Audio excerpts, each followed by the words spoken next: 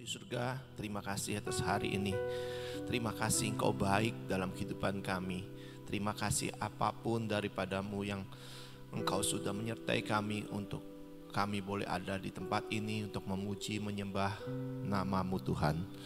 Terima kasih Tuhan, terima kasih atas kesempatan yang Kau berikan pada kami. Saat ini sebentar kami mau mendengar sebagian daripada firman-Mu Tuhan.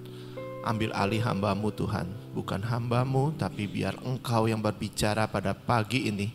Engkau yang menerangkan, Engkau yang menjelaskan semuanya. Karena hamba-Mu terbatas, biarlah kuasa-Mu yang bekerja atas hamba-Mu pada pagi ini. Terima kasih, kami serahkan seluruhnya, biar Engkau yang beracara sepenuhnya Tuhan. Di dalam nama Yesus, amin. Shalom. Tuhan baik. Tuhan selalu baik saudara. Dalam kehidupan setiap kita, setiap manusia itu, walaupun selalu ada proses-proses dalam kehidupan, Tuhan tetap baik. Dalam setiap proses kehidupan juga, bagaimana kita menanggapi untuk mengatakan Tuhan baik. Biasanya orang menanggapi suatu proses kehidupan itu macam-macam saudara. Ada yang frustasi, ada yang marah-marah, ada yang nyalain Tuhan, ada yang curhat sana, curhat sini, ada yang datang ke Tuhan memperkuat imannya. Kemarin di acara Sebuti Pasir sudah dijelaskan tentang proses menjadi mutiara itu bagaimana. Seharusnya yang saat itu hadir, mungkin di sini juga banyak yang hadir tempat ini, mengerti tentang proses bagaimana menjadi suatu mutiara yang indah. Saudara, mutiara itu ada di dunia ini, ada 3 mutiara yang mahal, termahal. 1, mutiara itu Black Tahitian, berasal dari perairan Tahiti. 1 butirnya saudara bisa nilainya 500 juta lebih. Kedua, mutiara yang mahal itu Akoya Pearl, berasal dari perairan Jepang. 1 butirnya di atas 80 juta. Yang ketiga, South Sea Pearl. Ini yang mahal dan banyak orang taunya yang mahal tuh ini gitu loh, South Sea Pearl. Memang mutiara ini bagus, tapi jarang yang besar-besar seperti kedua mutiara itu.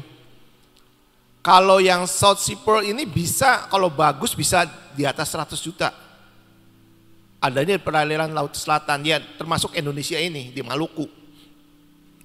Ini mutiara mutiara yang termahal jenisnya. Tapi yang punya mutiara termahal di dunia, awalnya itu Raja Spanyol atau Portugal lah. Dia punya mutiara yang termahal di dunia. Tapi akhirnya diberikan kepada Elizabeth Taylor. Tahu kan Elizabeth Taylor, bintang film.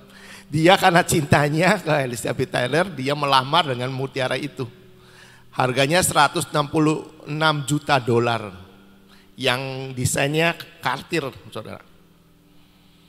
Kenapa mutiara yang laut itu lebih mahal daripada mutiara yang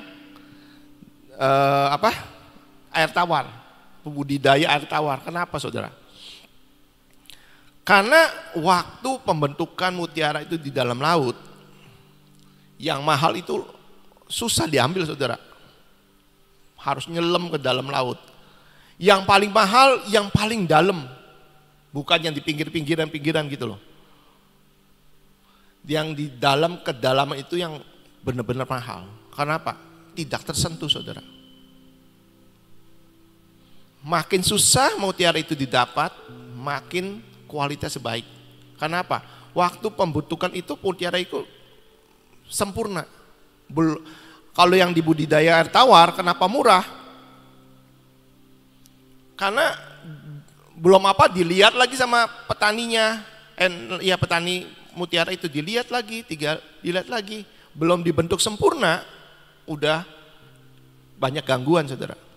Makanya seringnya ada yang kecil, ngerembet lagi ke atas. Mungkin waktu dibuka pasir itu dalam pembentukan belum tertutup sempurna, geser lagi tuh. Naik ke atas, bentuk lagi, kecil-kecil, ada yang panjang gitu kan.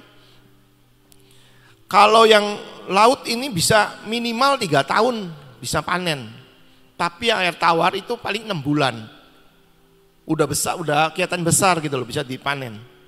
Dan kualitasnya yang di air tawar itu rapuh saudara, enggak sekuat, enggak sesolid dari yang di laut. Tesnya biasanya orang kalau mutiara digigit ya, kalau ada pasir-pasir berarti pasti dari yang tawar. Kalau yang dari laut enggak bisa kekikis ke gigi, lebih keras saudara, lebih halus gitu loh. Saudara, dalam pembentukan mutiara, pasir di dalam mutiara di dalam pasir itu di dalam kerang itu harus ada kesetiaan dari dari sebutir pasir itu saudara. Kalau nggak ada kesetiaan, bagaimana si kerang itu melapisi dengan lapisan nekri namanya. Nekri itu melapisi sebutir pasir itu. Kalau sebutir pasir itu diam aja, dia makin tebal melapisi, membungkus lagi sampai menghasilkan kualitas yang terbaik. Kalau gerak-gerak kayak seperti tadi tuh, ada mutiara yang kecil-kecil, kalau dibuka digambar tuh, mutiaranya ngederet gitu loh. Mungkin belum diituin, geser lagi.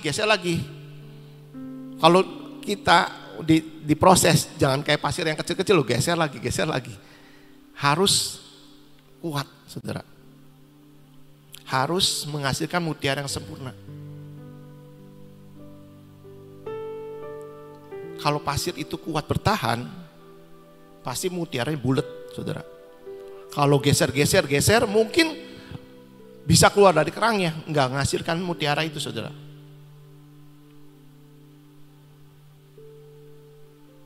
Waktu kita diproses seperti pasir itu, mau nggak kita bertahan?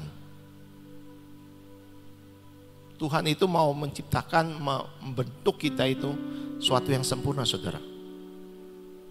Kalau kita tidak sabar, kita memberontak, mungkin hasilnya nggak maksimal, mungkin ada hasilnya, tapi kayak mutiara yang kecil-kecil itu. Kalau kita terus bertahan, timbul suatu kesetiaan saudara. Kita baca firman-Nya dulu. Yakobus 1 ayat 12. Berbahagialah orang yang bertahan dalam percobaan, sebab apabila ia sudah tahan uji, ia akan menerima mahkota kehidupan yang dijanjikan Allah kepada barang siapa yang mengasihi dia. Jadi kalau orang dalam prosesnya Tuhan, di firman ini, berbahagialah orang yang bertahan, yang tahan uji. Dalam proses itu Tuhan akan berikan, kalau kita menang, kita lulus, kita dapat mahkota kehidupan dari Allah itu. Saudara, saya mau sharing sesuatu tentang, saya mau nyaksikan sesuatu pada saudara-saudara. Saya itu tidak naik kelas saudara, di hadapan Tuhan tidak naik kelas. Cina langsung, saya sekolah naik terus biar gak belajar juga.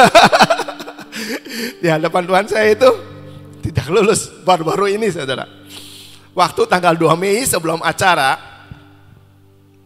saya tuh makan pagi biasa. Saya, Ibu Nani, Riko itu selalu makan pagi kalau pulang dari doa taman. Waktu makan pagi tiba-tiba Ibu Nani ngomong, "Her, saya doain kamu loh." Wah, udah seneng tuh. Wah, doain apa nih, dapat sesuatu. Kata Tuhan, mentok. Wih, mentok apa Mi? Mentok kata Tuhan. Mami juga gak tahu tadi mentok tentang apa gitu loh. Terus Mi, mentok tuh apa? Gak lulus. Wah, deg-degan tuh ya. Waduh, gak lulus apa gitu. Terus mami juga tanya, Tuhan nggak lulusnya tentang apa? Tentang kesetiaan. Wah, apa ya Tuhan yang kesetiaan gitu loh. Saya udah kerasa nih, aduh tahu nih, saya tahu nih gitu loh kan, saya tahu gitu loh. Terus beberapa hari setelah itu cerita, ada Cina, Ibu Nani, ada Riko juga, tentang saya juga, tentang kesetiaan. Cina, wah tanggapan manusia ya saudara, Heri nggak setia apanya gitu kan, Cina sampai keras pisan ngomongnya, Heri nggak setia apanya gitu loh. Ternyata Tuhan bilang ke Ibu Nani, Heri nggak setia dalam tugas untuk buka taman, kunci taman saudara. Saya itu nggak setia untuk buka kunci taman pagi, nutup taman waktu malam saudara. Karena suatu saat Tuhan suruh bicara ke Ibu Nani bahwa yang boleh nutup, yang buka taman, tutup taman ada Heri, nggak boleh yang lain. Saya lakuin sih saudara, lakuin. Tapi sejalan dengan waktu seringnya saya ada kerjaan di luar kota. Daripada saya nanti luar kota lupa kunci ke bawah saya titip ke suatu teman. Titip ya, kalau saya benar-benar nggak bisa pulang, tolong kunci tamannya gitu loh. Terus suatu saat lagi ada saudara kami yang selalu mau ukupan gitu kan. Dia mau ukupannya pagi, 6:30 sekalian niup shofar di sini. Jadi minta kunci. Aduh, ya udah saya buka itu. Tapi dia sih tetap kunci lagi, tetap pagi saya buka lagi gitu loh. Saya kasih kunci lagi. Saya pikir ya udahlah gitu loh ya. Semakin mungkin ya memang bukan saya buat-buat, saya nggak mau kunci. Kalau saya ada di Cirebon pasti saya kunci gitu loh. Saya mikir ya kalau manusia ya mungkin iyalah udahlah gitu loh. Oke lah gitu loh, nggak masalah. Jadi waduh Tuhan nggak lulus, mentok gitu loh. Saya tuh nggak bisa tidur saudara. Aduh kenapa ya, harus gimana gitu loh. Saya tanya Tuhan harus bagaimana gitu loh. Saya pikir kalau secara manusia ya apa ya, kayak simple gitu kan. Tuhan sangat simple gitu ya, sebenarnya sangat simple gitu loh, hanya kunci tutup taman tapi nggak lulus. Kalau dipikir saya ada orang yang nggak ngelakuin apa-apa, nggak melakukannya suatu pelayanan setengah-setengah gitu loh. Ditugasin ini nggak tuntas ditinggal gitu loh. Tapi Tuhan nggak menilai sesuatu pada orang itu. Kenapa gitu loh? Saya nanya-nanya, bukan saya membenarkan diri, cuma saya nanya gitu loh.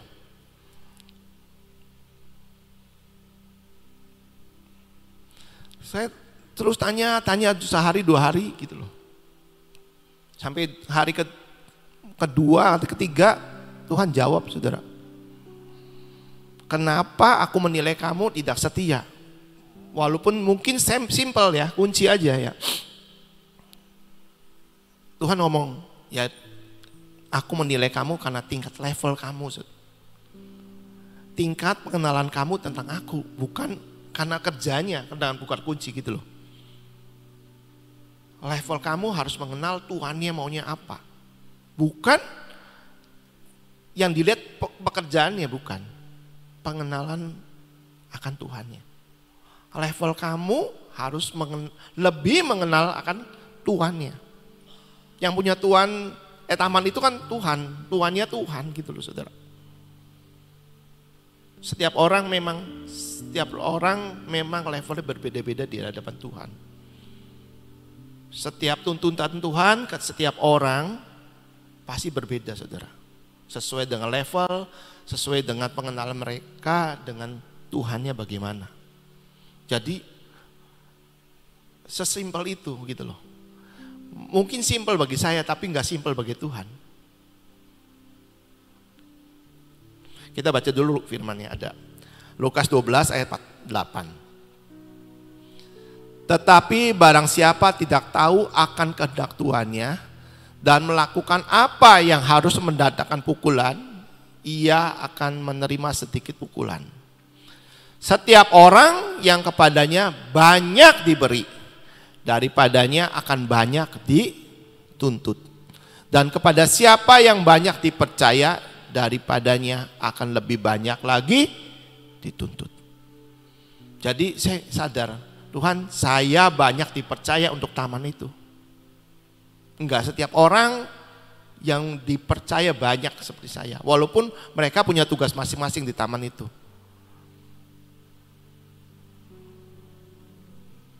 Tetapi saya tidak setia, Tuhan, gitu loh. Saya udah ngomong aja, Tuhan, lu nggak mau, nggak naik kelas. Soalnya saudara, 6 tahun loh saya, taman itu 6 tahun. Kalau ibarat anak SD udah kelas 6 mau naik ujian ke SMP, sepertinya nggak naik tuh. Rasanya tuh saya, aduh, masa balik, bukan kelas 6 lagi, Tuhan mau suruh balik lagi dari 0 loh. Dari awal lagi.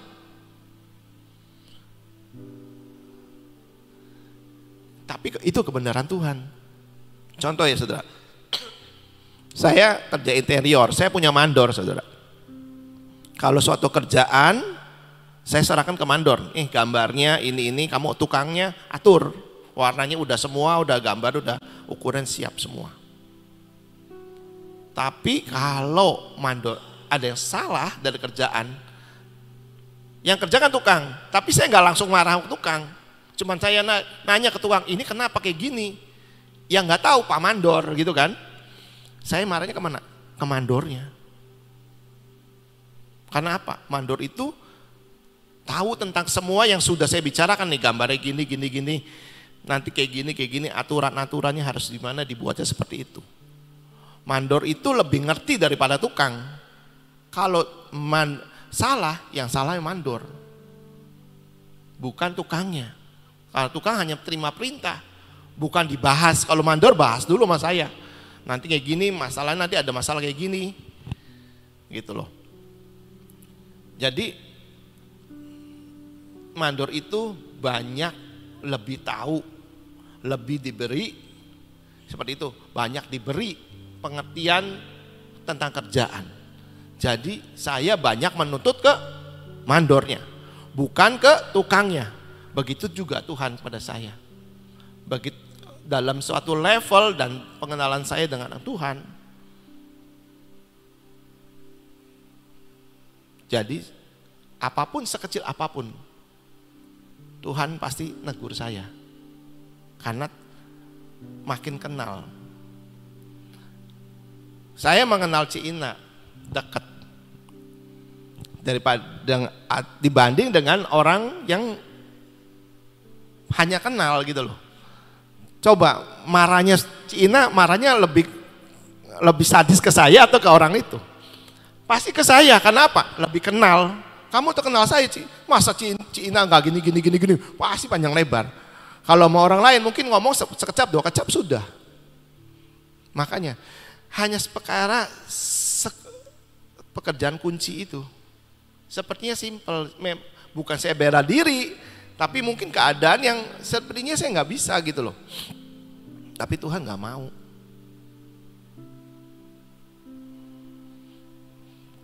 Terus Tuhan bilang ke Ibu Nani juga di ayat 16 ayat 10. Itu salah, 16 ayat 10 ya. Barang siapa setia dalam perkara-perkara kecil, ia setia juga dalam perkara-perkara besar. Dan barang siapa tidak benar dalam perkara-perkara kecil, ia tidak benar juga dalam perkara-perkara besar.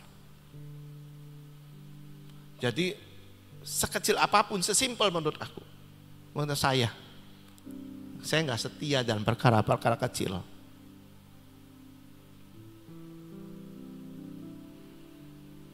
Saya bicara ini, saksian ini, saya berbicara kepada khususnya kepada hamba-hamba Tuhan, kepada pelayan-pelayan Tuhan yang sudah bertahun-tahun melayani, mungkin banyak karunia, banyak apa yang sudah saudara, Bapak Ibu, Bapak Gembala atau pelayan yang sudah melakukan lebih besar dari pekerjaan-pekerjaan yang saya lakukan. Mungkin bisa baptis ratusan orang, bisa nyembuhin orang, bisa bikin KR 5.000, 10.000 orang, bisa perang di dunia, di dunia, di pulau-pulau, di benua-benua. Tapi jangan sampai pengenalan Bapak Ibu sebagai hamba Tuhan, sebagai pelayan Tuhan dianggap tidak setia. Biar yang saya alami ini, ketidaklulusan ini menjadi contoh supaya Bapak, Ibu, Saudara tidak jatuh seperti saya. Dengan perkara yang kecil. Jangan anggap yang kecil itu tidak dinilai oleh Tuhan. Ibu Nani selalu ngomong, apapun dicatat sama Tuhan. Apapun dicatat sama Tuhan. Kita belajar di Alkitab yang setia adalah Daud. Hanya 2-3 ekor tetap gembalain loh Daud. Tetap kalau ada macan, ada si beruang dilawan, dia tetap setia. Kecil kan 2-3 gitu, 2-3 ekor. Terus ada cerita di Jepang, anjing Hachiko. Anjing Hachiko itu sampai majikannya meninggal, dia tetap setia di kubu nungguin majikannya sampai dia mati. Masa kita kalah sama anjing gitu loh. Walaupun saya nama Kaleb, namanya anjing, tapi enggak kayak Hachiko. Belum dalam proses. Terus saya ngomong, Tuhan, mentaher sih Tuhan. Mentaher. Jangan sampai nggak lulus Tuhan. Menta favor. Terus Tuhan mentaher, Tuhan di her. Jangan nggak lulus gitu loh. Tapi Tuhan ngomongnya apa? Tuhan bilang ya, aku mau membentuk kamu menjadi mutiara yang mahal. Mutiara yang sempurna. Jadi bukan mutiara yang tadi tuh, yang geser kecil, bentuknya nggak sempurna. Mau mutiara yang bulat. Kalau yang bulat satu itu dalam kerang itu yang mahal, seperti tadi mutiara yang termahal itu, bulat satu. Kalau ada yang lonjong masih bukan kualitas yang terbaik. Ada orang pakai yang anting gitu, lonjong gitu kan, belum yang terbaik. Yang bulat, yang kira-kira 18 mili, wah itu harganya udah aduhai.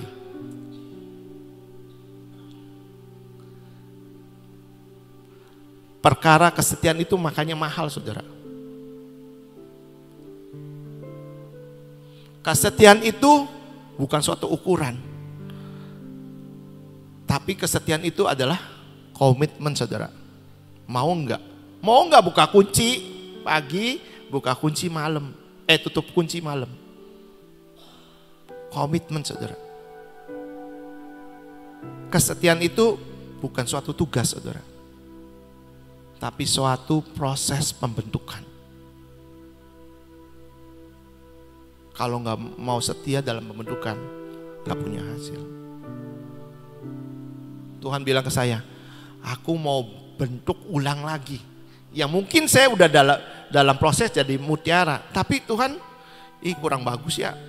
Nih anaknya ini geser-geser baik, geser sini gitu loh. Mutiara ini mau benjal-benjol, mungkin saya mutiaranya benjal-benjol, lancip nggak karuan gitu bentuknya. Sebagai pencipta saya, Tuhan yang lihat, jelek hasilnya, saya bongkar ulang aja lah, bentuk lagi. Yang menurut saya udah bagus, sudah benar. Mungkin di hadapan manusia orang nilai saya sih enggak apa ya? Enggak, kalau dibanggain orang, hati saya tuh enggak pernah, wih saya hebat, enggak. Saya tuh hatinya flat saudara, selalu flat. Mau dapat 100 juta, 200 juta dikasih saya cuman, terima kasih, puji Tuhan. Saya nggak pernah ada hati saya, wih kayak orang euforia, enggak. Saya tuh seringnya flat hati saya tuh. Orang itu saya, Pak terima kasih, ya flat biasa gitu loh. Enggak itu. Tapi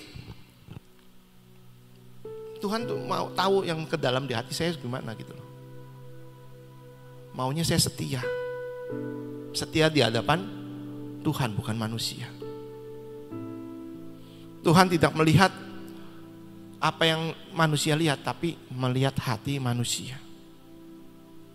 Seperti Tuhan memilih Raja Daud. Bukan tubuhnya itunya, tapi hatinya Daud. Jadi dari kakak-kakaknya Daud itu gak kepilih, hanya Daud. Yang menurut manusia pendek, kecil, imut-imut. Tapi Tuhan yang pilih, karena tahu hatinya. Amsal 20 ayat 6. Banyak orang akan memberitahukan kebaikannya sendiri. Tetapi orang yang setia, siapa yang dapat menemukannya? Di Alkitab jarang loh ada, oh hambaku setia, jarang, nggak ada. Coba pelajarin. Kayaknya yang tahu cuman Daud setia 2-3 ekor kalau saya dapat firmannya. Tuhan itu penjunan, saudara.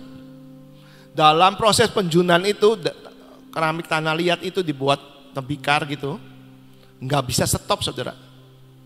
Lagi dibentuk ya terus dibentuk, nggak bisa stop. Kalau stop, tanah liat itu akan keras, jadi kaku, dibentuk lagi pasti pecah. Selama kita mengeraskan hati kita, selama kita nggak mau dibentuk, pasti hasilnya jelek, pasti pecah, pasti dibuang oleh penjunan itu.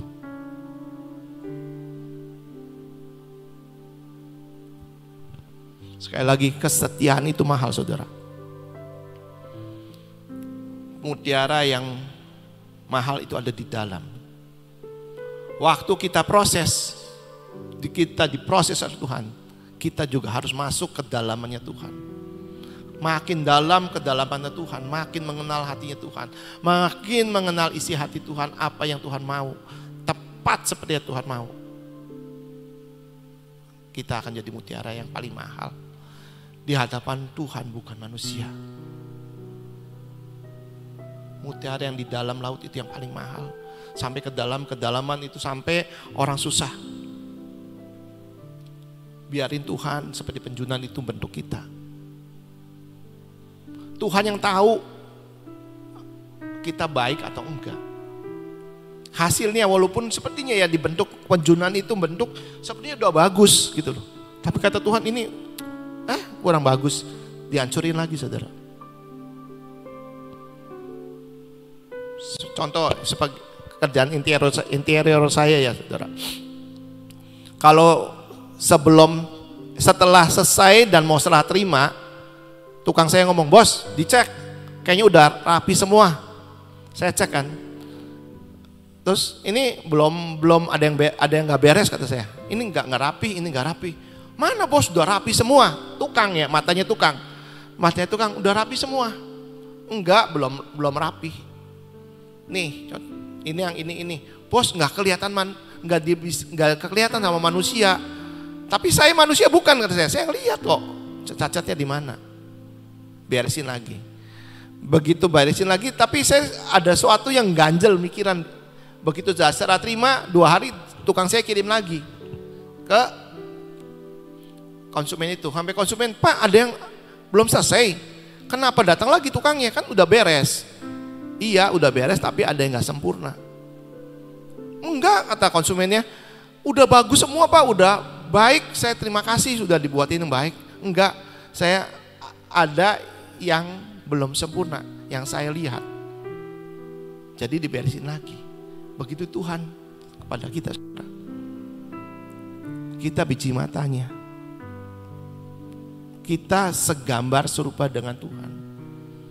Tuhan mau kita seperti Dia, sempurna. Dia yang bentuk kita, kita dibentuk. Begitu jelek, dibongkar lagi menjadi suatu yang spesial. Bukan yang baik, saudara. Tapi Tuhan mau kita yang spesial di matanya.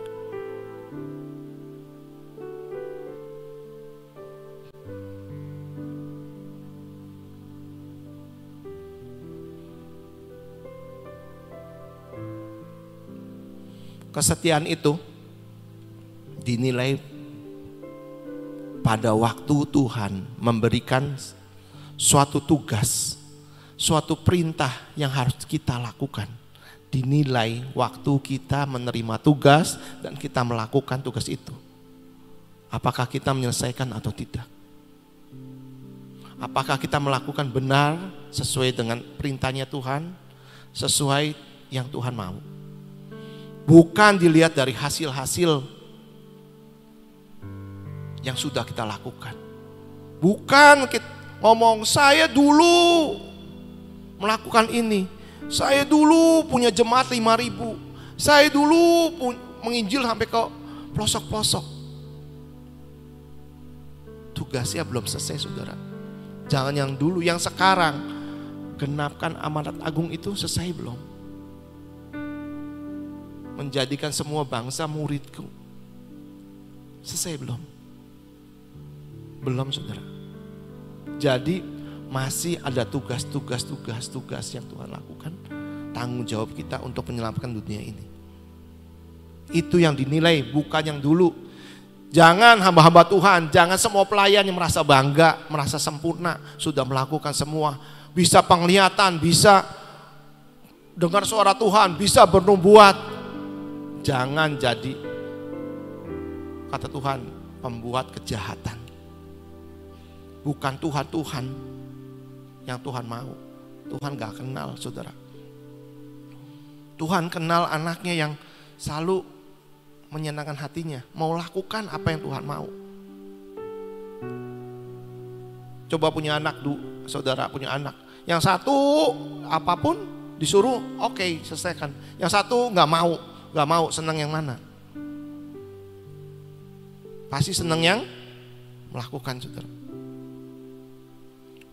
Melakukan juga bukan dengan pengertian sendiri, saudara. Selalu tanya Tuhan, ini sempurna enggak? Sempurna enggak?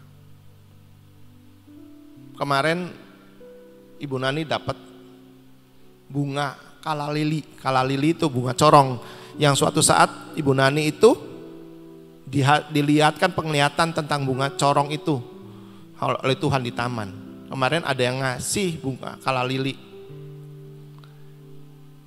Ibu Nani datang sore jam 7-an ke taman, bawa kala lili dengan vas bunganya. Vas bunganya. Ya seharusnya bunga itu taruh di vas bunga, ya saudara. Ibu Nani datang ke Maligai dan mau naruh di vas bunga. Tapi Tuhan ngomong, bukan seperti itu, nak, pas naruh bunganya harusnya dililit sama kapas, terus dikasih asa, kasih plastik supaya ada airnya. Tuhan yang maunya seperti itu, bukan manusianya seperti itu. Bukan dengan pengertian sendiri. Kita belajar, semua belajar.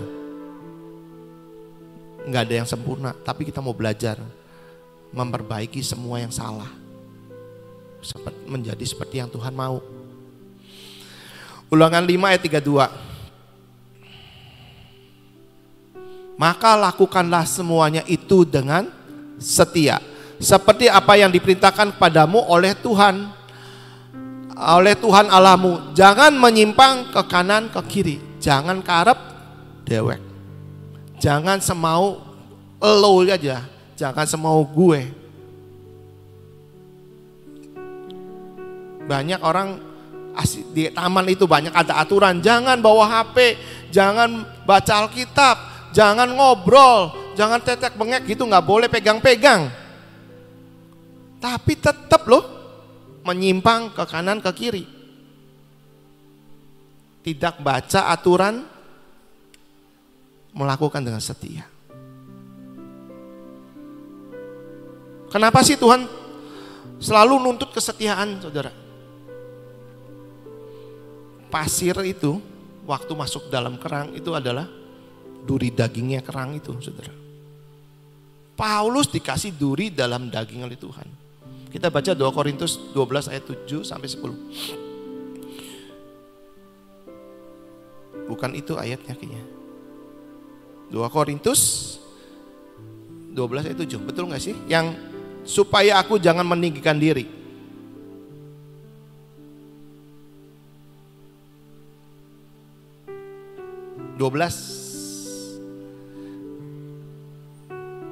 Dan supaya aku jangan meninggikan diri, aku bacain aja ya, saya bacakan ya. Dan supaya aku jangan meninggikan diri karena pernyataan-pernyataan yang luar biasa itu, maka aku diberi suatu duri di dalam dagingku, yaitu seorang utusan iblis yang mengocok aku supaya aku jangan meninggikan diri. Tentang hal itu aku sudah 3 kali berseru kepada Tuhan supaya utusan iblis itu mundur daripadaku. Tetapi jawab Tuhan, cukuplah kasih karuniaku bagimu, sebab justru dalam kelemahanlah kuasaku menjadi sempurna. Sebab itu terlebih suka aku bermegah atas kelemahanku, supaya kuasa Kristus turun menangani aku. Karena itu aku senang dan rela di dalam kelemahan, di dalam siksaan, di dalam kesukaran, di dalam penganiayaan dan kesesakan oleh Kristus. Sebab jika aku lemah, maka aku kuat.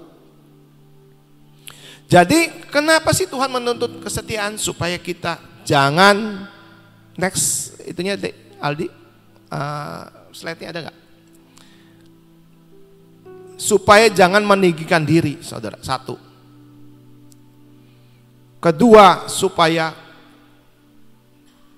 kuasa Tuhan makin sempurna dalam hidup kita. Ketiga, supaya kita kuat di dalam Tuhan. Fungsinya kesetiaan itu, saudara. Dan bagaimana sih supaya kita tetap setia? Next. Ketika kita orang tersebut percaya dan mengenal siapa Tuhan dan yang Dia sembah, yang merencanakan hidup orang tersebut semua indah pada waktunya. Tuhan sang author kehidupan kita. Walaupun dalam proses tersebut, walaupun tidak melihat sesuatu yang baik, yang tidak sesuai dengan logika, tapi Tuhan baik, saudara. Kesetiaan itu adalah iman kita, saudara. Percaya bahwa Tuhan melakukan yang terbaik, walaupun diri alamnya tidak baik, ujung-ujungnya baik. Khotbah Ibu Iin bagus, total surrender. Waktu kita diproses, kita menyerahkan total surrender, seluruhnya dalam tangan Tuhan. Saya punya langganan interior, kalau mau kok buatin ini, mau desain kayak apa? Terserah aja, pokoknya kok atur yang baik, saya bayar. Gak pernah nanya ini kenapa, ini gitu, enggak. Ada satu konsumen saya, buat aja, kok kayak seperti ini, oke jalan, kok rada mahal, gak apa-apa, jadi-jadi aja lah kok, buat aja langsung. Gak pernah nanya harga berapa, kenapa musik kayak gini. Karena dia percaya pada saya, sang buat yang membuat interior rumahnya atau tokonya jadi bagus. Kita juga harus percaya pada Tuhan. Dia yang menciptakan kita pasti baik rencananya, nggak ada yang nggak baik. Saya berdoa saudara-saudara. Saya berdoa bagi Bapak, Ibu, Saudara, hamba Tuhan, pelayan. Jangan tidak lulus seperti saya.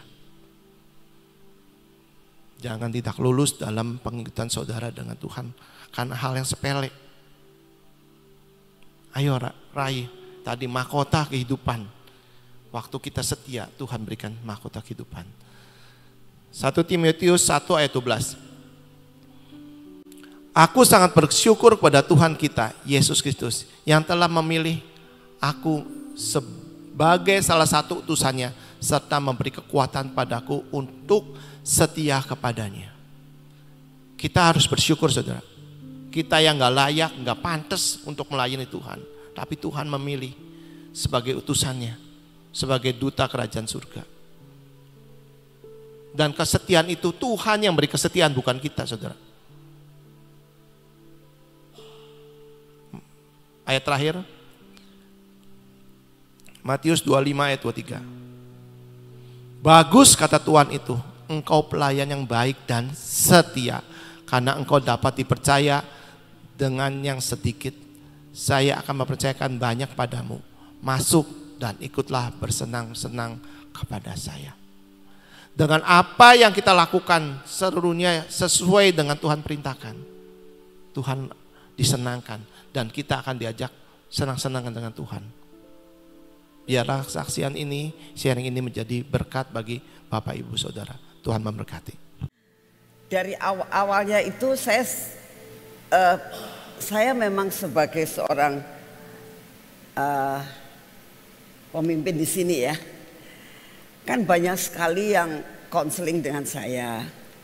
Dan juga kadang-kadang saya tuh orang yang tidak banyak bicara.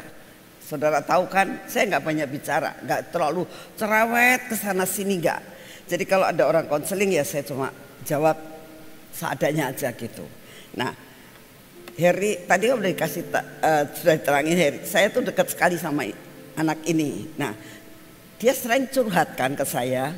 Nah, salah satu curhatnya itu adalah mengalami kegagalan pada saat dia itu sudah deal dengan beberapa konsumen.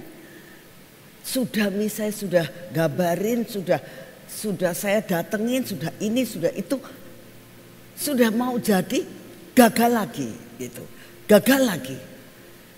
Nah, sekarang begini, saya sebagai seorang ibu yang dicurhatin akan anak yang seperti itu, saya coba ngomong, sabar Her, sabar gitu. Tapi itu menjadi beban dalam hidup saya. Jadi setiap kali saya doakan Tuhan, ini kenapa sih kok gagal gitu. Salahnya anak ini di mana? Gak pernah dijawab saudara. Lama sekali gak pernah dijawab. Sedangkan setiap kali tak doain tolong sih. Anak ini tuh kan sudah setia, suka juga mengusahakan anak-anak yang gak sekolah dia ngasih dana dengan cari dana-dana di mana-mana sebagai orang tua asuh. Saya lihat ini anak sudah cukup baik gitu ya. Dan dia banyak sekali mengalami perkara-perkara yang tidak enak tapi tetap setia gitu loh. Jadi saya tidak memikirkan hanya perkara yang kecil itu gitu. Nah, saya terus doakan gak dijawab-jawab. Sampai suatu saat lagi saya itu diem itu dijawab sama Tuhan. Saya bilang lah waktu Tuhan jawaban itu gak bisa instan kadang-kadang. Tuhan cuma ngomong begini, dia tuh mentok no. Hah, mentok? Kenapa mentoknya di mana? Ya kalau dia usaha mentok ya kasihan gitu loh. Saya tuh gitu. Kenapa? Mentoknya di mana?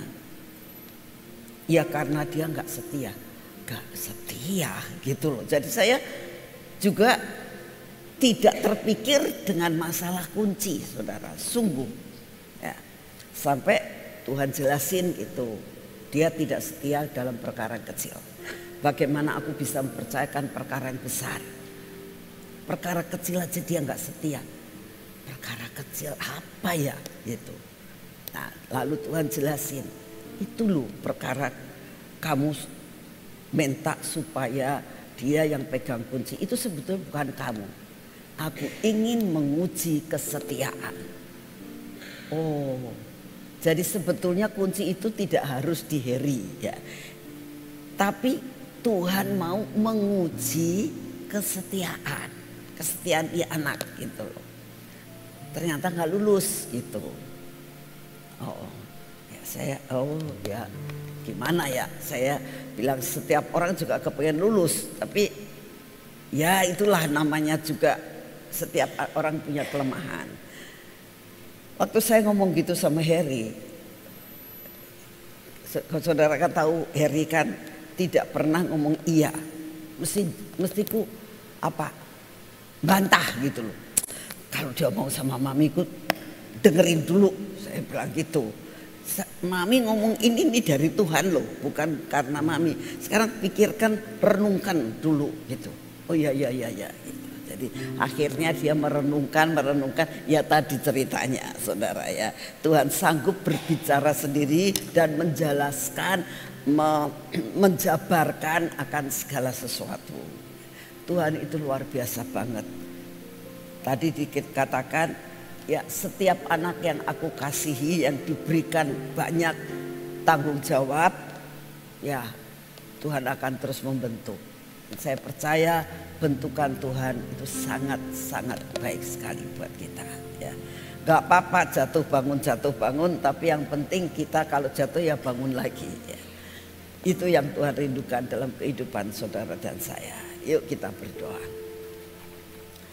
Bapak, terima kasih untuk segala sesuatu yang Engkau sudah berikan kepada kami pada akhir minggu ini ya Tuhan. Kami mengucap syukur karena Engkau sungguh amat sangat baik. Engkau memberikan suatu tanda kepedulian Tuhan. Bahwa Engkau itu sangat mempedulikan kami. Terima kasih untuk kepedulian-Mu Tuhan. Kami sungguh mengucap syukur untuk segala sesuatu. Atas kepedulian kami dalam perkara-perkara yang sekecil apapun Engkau mempedulikan kami. Terima kasih untuk semuanya. Bapak, saat ini kami datang di hadapan-Mu. Kami mengucap syukur untuk kasih setia-Mu yang tidak pernah berubah. Terima kasih ya Tuhan. Terima kasih untuk sepanjang seminggu ini kami boleh melakukan penyembahan pujian dan mengisi cawan doa buat Indonesia. Terima kasih untuk semuanya. Bapak, saat ini juga kami datang di hadapan-Mu. Kami tetap akan berdiri buat bangsa dan negara kami. Kami mau mengisi cawan doa Tuhan untuk bangsa dan negara kami ini. Kami berdoa saat ini ya Tuhan, apapun yang dicanangkan, Engkau sanggup mereka-reka menjadi perkara yang tidak jadi dilakukan. Engkau tahu akan apapun keputusan dari pemerintah yang akan membuat perkara-perkara yang kadang-kadang belum tentu itu membawa kebaikan buat bangsa dan negara ini. Tapi kami percaya Tuhan Kau sanggup mereka-reka sehingga segala sesuatu itu bisa Engkau batalkan. Segala sesuatu yang bukan berasal daripadamu dan bukan ada di dalam kehendak-Mu untuk terjadi di bangsa ini. Terutama Tuhan akan segala suntikan-suntikan yang ada dan sebagainya Tuhan. Kami persembahkan kepadamu. Biarlah Engkau melakukan yang terbaik buat bangsa ini Tuhan. Terima kasih untuk kasih setia-Mu. Bapak, saat ini kami datang di hadapan-Mu. Kami mau berdoa tetap Tuhan bagi Bapak Presiden, Wakil Presiden dan semua stafnya Tuhan. Buat mereka sejalan, selangkah, sederap Tuhan, bergandengan tangan. Sehingga segala sesuatu yang diputuskan itu benar-benar membawa kemajuan dan kemakmuran buat bangsa ini. Bapak, saat ini kami mau menyerahkan akan seluruh kebijaksanaan yang ada. Kami berdoa Tuhan untuk semua rencana-rencana yang akan dilakukan untuk bangsa ini. Kami tetap berdoa semua ada dalam kendali yang daripada-Mu. Bapak, kami tetap berdoa buat Megatrust. Kami mohon anugerah-Mu. Biarlah Engkau sendiri ya Tuhan yang akan melakukan yang terbaik buat setiap anak-anak-Mu dimanapun mereka berada.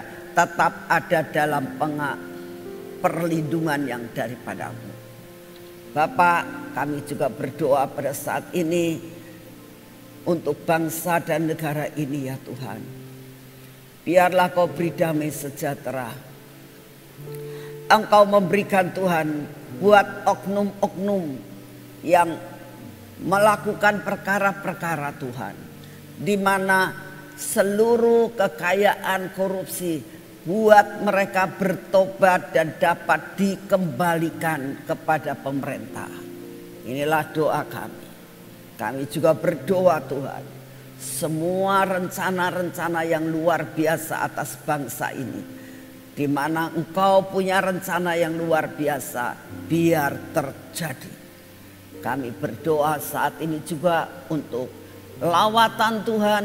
Kami berdoa buat Uganda, kami berdoa buat pulau-pulau yang akan kami jalani.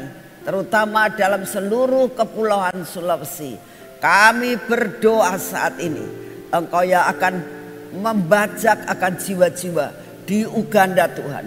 Engkau yang akan terus melakukan perkara yang ajaib sehingga terjadi pembalikan keadaan. Kami berdoa untuk pemerintah Uganda Tuhan, untuk Kau memberkati akan negara itu.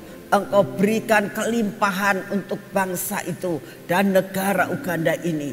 Kami berdoa Engkau yang akan terus melakukan perkara-perkara yang ajaib. Terima kasih untuk kasih setiamu. Kami berdoa untuk pulau-pulau Tuhan. Demikian juga yang di daerah Sulawesi Selatan, di mana kami akan melakukan KKR dan pembinaan untuk hamba-hambamu di daerah Sulawesi Selatan ini. Ini pun kami persembahkan kepadamu. Setiap persiapan-persiapan yang saat ini diadakan, kami minta hikmat marifat yang daripadamu. Terima kasih Bapak untuk semua dan semuanya ini. Kami juga berdoa Tuhan saat ini, beri kekuatan kesehatan yang sempurna buat kami, sehingga kami dapat melakukan perkara-perkara yang ajaib. Kami berdoa saat ini juga ya Tuhan, biarlah Engkau yang akan memberikan perlindungan-Mu buat kota ini. Karena Engkaulah yang menjadi pelindung buat kami. Terima kasih untuk semuanya. Di dalam nama Tuhan Yesus. Mari kita masuk dalam pengurapan.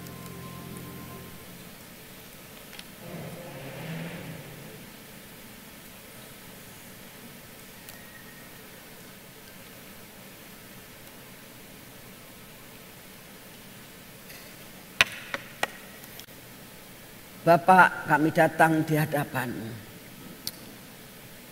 Biarlah minyak supranatural ini meliputi akan hidup kami. Mata kami, telinga kami, bibir, mulut kami dan hati kami. Kami dapat melakukan bagian kami seperti yang Engkau mau. Kau cengkeram hati kami untuk tetap melekat kepadamu. Biarlah semua yang tidak berkenan di hati-Mu, Engkau buang semua daripada kami. Berkati tangan kami untuk kami dapat melakukan semua pekerjaan kami hari ini.